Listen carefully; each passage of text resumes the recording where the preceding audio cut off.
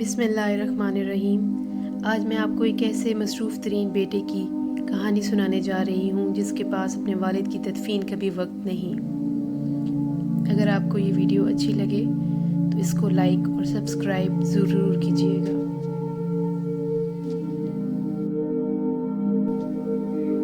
ہمارے ملک کی عظیم ہستی عبدالستار ایدھی مرحوم سے ایک بار پوچھا گیا، آپ نے ہزاروں لاوارث لاشیں دفنائی ہیں، کبھی کسی لاش کی بگڑی حالت یا اس پر تشدد دیکھ کر رونا آیا؟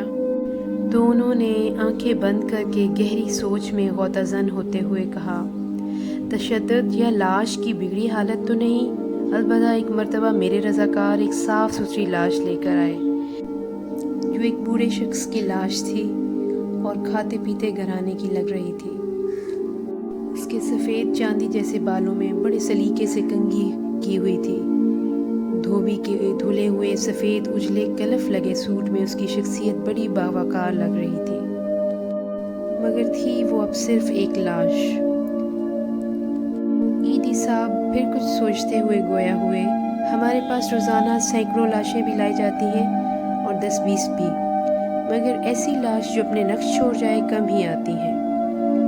اس لاش کو میں غور سے دیکھ رہا تھا کہ میرے ایک رضاکار نے بم پھوڑ دیا کہ اس نے کراچی کے ایک پوش علاقے کا نام لے کر کہا کہ یہ لاش اس کے بنگلے کے باہر پڑی تھی۔ ہم جو ہی بنگلے کے سامنے پہنچے تو ایک ٹیکسی میں سوار فیملی جو ہمارا ہی انتظار کر رہی تھی، اس میں سے ایک نوجوان برآمد ہوا اور جلد بازی کا مظاہرہ کرتے ہوئے ایک لفافہ ہمیں تھماتے ہوئے بولا، یہ تدفین کے اخراجات ہیں۔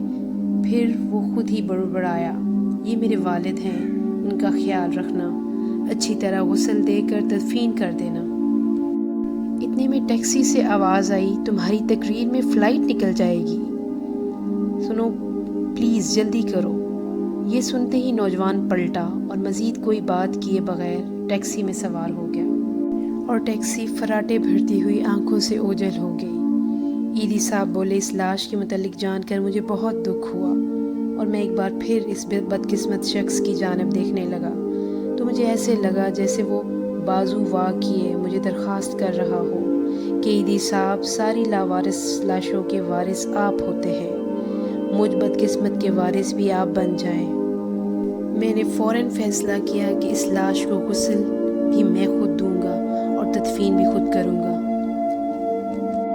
پھر جو ہی غسل دینے لگا تو اس اجلے جسم کو دیکھ کر میں سوچ میں پڑ گیا، جو شخص اپنی زندگی میں اس قدر معتبر اور حساس ہوگا، اس نے اپنی اولاد کی پرورش میں کیا ناز و نیم نہ اٹھائے ہوں گے۔ مگر بیٹے کے پاس تدفین کا وقت بھی نہ تھا۔ اسے باپ کو قبر میں اتارنے سے زیادہ فلائٹ نکل جانے کی فکر تھی، اور یوں اس لاش کو غسل دیتے ہوئے میرے آنسو چھلک پڑے۔ پھر وہ اپنے کندھے پر رکھے کپڑے سے آنسو پونچھتے ہوئے بولے، اس دن ایدھی صاحب انسانیت کی ڈوبتی نیا پر رو پڑے۔